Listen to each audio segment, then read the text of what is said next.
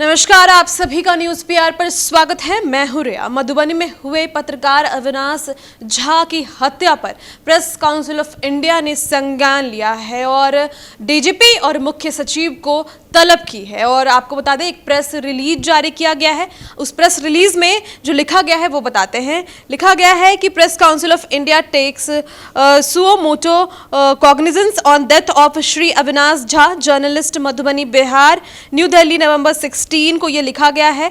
The honourable chairman press council of India justice Chandramouli Kumar Prasad has expressed his concern over the death of a Madhubani based journalist Shri Avinash Jha under suspicious circumstances, taking suo moto cognizance in the matter.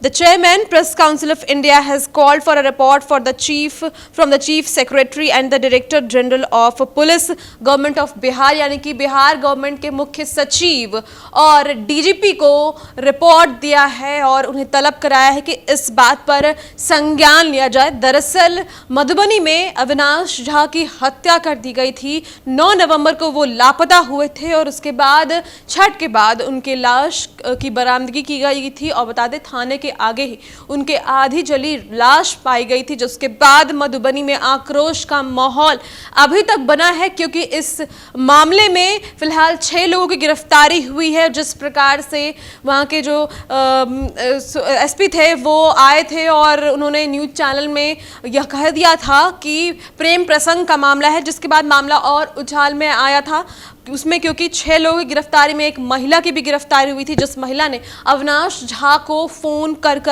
बुलाया था। बता दें, अविनाश जो है लगातार वहां के nursing homes के खुलासे कर रहे थे और वो लगातार सभी संचालकों के नजर में बने हुए थे, क्योंकि उन्होंने एक रिपोर्ट दिया था, एक लाइव वीडियो किया था, जिसमें वो नर्सिंग होम के सारे काले चिट्ठे खोल रहे थे। आरटीआई करने के बाद उनके पास सारे डॉक्यूमेंट्स, सारे प्रूफ्स आए थे और उसी के तहत उन्होंने खुलासे किए थे कि किस प्रकार से मधुबनी और उस जगह पर बेनीपट्टी में लगातार जो नर्सिंग होम्स हैं और डॉक्टर्स हैं वो काले धंधे कर रहे हैं, लोगों की जान से खिलवाड़ कर रहे हैं, पैसे उगाही कर रहे हैं। और इसीलिए वो सबके नजर में चले गए थे। और अब ये देखने को आया उसके बाद कि अविनाश को लगातार धमकियां भी मिल रही थी इनडायरेक्टली, और अविनाश को ये पता भी था। अविनाश ने अपने फेसबुक पोस्ट पर लिखा भी था कि अंतिम सांस तक लड़ेंगे, लेकिन हक की लड़ाई लड़ेंगे।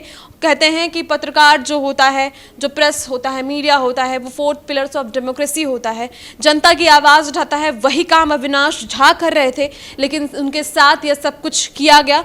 इस केस में लगातार सब लोग चाह रहे हैं कि जल्द से जल्द इस केस का खुलासा हो और जो लोग भी दोषी हैं उन्हें सजा मिले। और इसी क्रम में वहाँ के जो लोग हैं उनके अंदर आक्रोश देखने को मिला था। कैंडल मार्च चल रहे थे, सभी प्रेस वाले भी एक साथ आए थे और इसीलिए 6 लोगों की गिरफ्तारी भी हुई, जिसमें से एक लड़की भी थी। और उसके बाद जो भी फिलहाल जो मामला प्रकाश में आया है कि प्रेस काउंसिल ऑफ इंडिया के संज्ञान में भी ये बातें गई है। इस वीडियो में इतना ही। और भी खबरों के लिए बने रहे हमारे साथ। धन्यवाद।